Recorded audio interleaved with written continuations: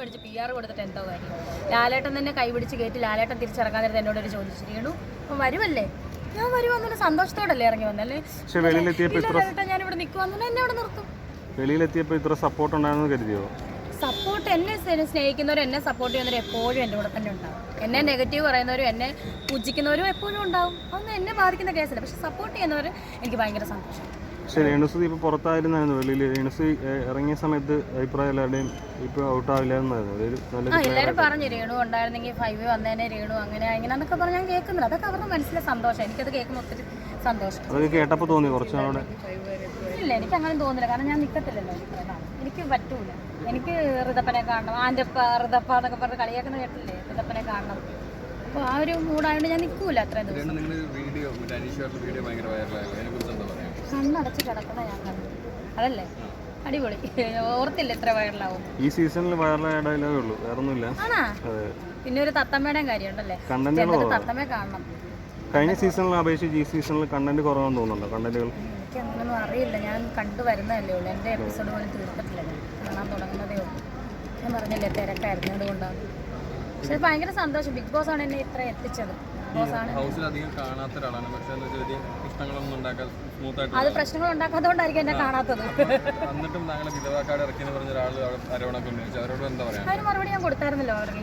ഇനിയിപ്പോൾ അത് പറഞ്ഞിട്ട് കാര്യമില്ല, ഗെയിം കഴിഞ്ഞില്ല. അവർ എൻ്റെ അടുത്ത് പറഞ്ഞത് ഞാൻ തിരിച്ചു അവരുടെ അടുത്ത് പറഞ്ഞു, അത് അവിടെ കഴിഞ്ഞു. ഇനിയിപ്പോൾ ഇങ്ങോട്ട് വന്നാൽ അങ്ങോട്ട് പറയാം, അത്രേ ഉള്ളൂ. അല്ലാതെ അങ്ങോട്ട് കയറുമെന്നിന് ഞാൻ പോകും. അങ്ങനത്തെ ഒരാളല്ല, ടൈപ്പല്ല. ഇന്നലെ എല്ലാവരും എന്നൊക്കെ അന്വേഷിക്കുന്നുണ്ടായിരുന്നു. ആണോ? ഇന്നലെയോ? അതിനകത്തോ? ഓ ഞാൻ കണ്ടു. ഫയർ അല്ല ഫ്ലവറാന്ന് കനിമോള് പറഞ്ഞല്ലോ. ഞാൻ പറയട്ടെ, അതൊക്കെ അവരെന്നെ കളിയാക്കുന്നൊന്നും അല്ലായിരിക്കും. അവർ തമാശ എന്നെ ഒരു തമാശ രീതിയിൽ പറയുന്നതായിരിക്കും. അല്ലാതെ കളിയാക്കുന്നതായിട്ടൊന്നും എനിക്ക് ഫീൽ ചെയ്യുന്നില്ല. ബിഗ് ബോസിന് ശേഷം അവസരങ്ങൾ കൂടിയോ? അതിൽ ഇന്റർനാഷണൽ ലെവലിലുള്ള ട്രിപ്പും കാര്യങ്ങളൊക്കെ ബിഗ് ബോസിന് ശേഷമാണ്. ബിഗ് ബോസിന് ശേഷമാണ് ബിഗ് ബോസ് ആണ് എന്നെ ഒന്നുകൂടി ഒരു ചൂട് ഉറപ്പിച്ചത്. Renu Sudhi big boss contestant ആണെന്ന് പറയുന്നത് ആ ഒരു ബിഗ് ബോസ് കാരണമാണല്ലോ അങ്ങനെ വരുന്നത്. ബിഗ് ബോസ് കണ്ടസ്റ്റൻ്റ് ഇനിയിപ്പോൾ ഈ ഒരു 5 ദിവസങ്ങളൊക്കെ ചെയ്ത് അങ്ങ് തീരും. അടുത്ത കണ്ടസ്റ്റൻസ് വരും ബിഗ് ബോസ് സീസൺ 8 അല്ലേ? അങ്ങനെയാണല്ലോ അതിൻ്റെ ഇത്. പക്ഷേ എങ്കിലും എന്നെ സപ്പോർട്ട് ചെയ്യുന്ന എല്ലാവരും ഇതിന് മുന്നേ എന്നെ സപ്പോർട്ട് ചെയ്തവർ തന്നെയാണ് അല്ലേ? ബിഗ് ബോസിന് മുന്നേ എന്നെ അറിയാവുന്നവരാണ് സപ്പോർട്ട് ചെയ്തവരാണ്. അപ്പം എപ്പോഴും എല്ലാവരുടെ താങ്ക്സ്. ഈ ബിഗ് ബോസിൽ പോയതിന്റെ സിനിമ നഷ്ടപ്പെട്ടു എന്ന് പറയുന്നുണ്ട്. 2 സിനിമ നഷ്ടപ്പെട്ടു. അതേതൊക്കെയാണ് സിനിമ? അത് ഒരെണ്ണം ഫാമിലി സർക്കസ്, ഒരെണ്ണം പ്ലാൻ. അതിൽ നല്ല വേഷമായിരുന്നു പറഞ്ഞിരുന്നു. നല്ല വേഷമായിരുന്നു. അത് പൂജയ്ക്കും ഉണ്ടായിരുന്നു ഞാൻ. പക്ഷെ 2 സിനിമയും സമയം അവർക്ക് പെട്ടെന്ന് ചെയ്യണമായിരുന്നു. ഈ സ്റ്റാർട്ടപ്പിൽ മാറ്റം വന്നിട്ടുണ്ട് ബിഗ് ബോസിന് ശേഷം. എന്തിനാ സ്റ്റാർഡം? നിങ്ങൾ കൂടുതൽ ആളുകളിലേക്ക് അറിഞ്ഞ് കൂടുതൽ സൂപ്പർ സ്റ്റാർ ആവുന്ന രീതിയിൽ കൂടുതൽ വൈറലായിരുന്നു. നേരത്തെ എല്ലാവർക്കും എന്നെ അറിയാലോ. ബിഗ് ബോസ് ഇപ്പം ബിഗ് ബോസ് കണ്ടസ്റ്റന്റ് എന്നേ പറയുന്നത്. അല്ലാതെ അതിന് മുന്നേ രേണു സുധിച്ചാണ്ട വൈഫ് എന്ന് പറഞ്ഞ് എല്ലാവർക്കും അറിയാം. അത് ഭയങ്കര എന്താ പറയുക, എവിക്റ്റ് ആയിട്ടില്ലല്ലോ. ഞാൻ വോക്കൗട്ടായിട്ട് വന്നാണ്. പിന്നെ കയറുമ്പോൾ സന്തോഷം, എല്ലാവരും കാണാൻ പറ്റുമല്ലോ. ചേച്ചി അവിടെ മൊത്തം ഇപ്പൊ PR-ന്റെ കളികളാണെന്നാണ് പറയുന്നത്. PR ഇല്ലാന്ന് എല്ലാവർക്കും അറിയാം. കാരണം എൻ്റെ പൈസ ഇല്ലായിരുന്നു. ഇപ്പം വേണമെങ്കിൽ PR കൊടുക്കാനുള്ള പൈസ ഒക്കെ എൻ്റെ ഉണ്ട്, ഉള്ള കാര്യം പറയാം. പക്ഷെ അന്ന് എൻ്റെ ഇല്ലായിരുന്നു. അതുകൊണ്ട് എനിക്ക് PR വർക്ക് ഇല്ല. ഈ 16 ലക്ഷം കൊടുത്തെന്നാ പറയണേ. കൊടുക്കട്ടെ, എനിക്കറിയില്ല. അവര് കൊടുത്തെന്നോ അവരുടെ കയ്യിൽ അക്കൗണ്ടോ ഒന്നും എനിക്കറിയില്ലല്ലോ. അപ്പം നമ്മൾ അതിനെപ്പറ്റി കൂടുതൽ അറിയാത്ത കാര്യം നമ്മൾ പറയൂല. ഇപ്പം ബിഗ് ബോസിനകത്ത് കയറിയപ്പോഴും നിങ്ങൾക്കൊക്കെ അറിയാം. ഞാൻ അങ്ങോട്ടും ഇങ്ങോട്ടും അറിയാത്ത കാര്യം ഞാൻ പറയില്ല. എനിക്കറിയില്ല. ഞാൻ എൻ്റെ കാര്യം മാത്രമേ പറയാറുള്ളൂ. ഇപ്പൊ ഇനി അകത്ത് പോകുമ്പോ എല്ലാരും ഇപ്പൊ അനുമോളെയാണ് ടാർഗറ്റ് ചെയ്തിട്ടാണ്. ഞാൻ ആരെയും ടാർഗറ്റ് ചെയ്യുന്നില്ല. പക്ഷെ ഇങ്ങോട്ട് വന്നാൽ വിട്ടുകൊടുക്കത്തില്ല. ഇങ്ങോട്ട് ആരെന്തെങ്കിലും പറഞ്ഞാൽ വിട്ടുകൊടുക്കും. ഞാൻ അങ്ങോട്ട് കയറി ഒന്നിനും പോകത്തില്ല.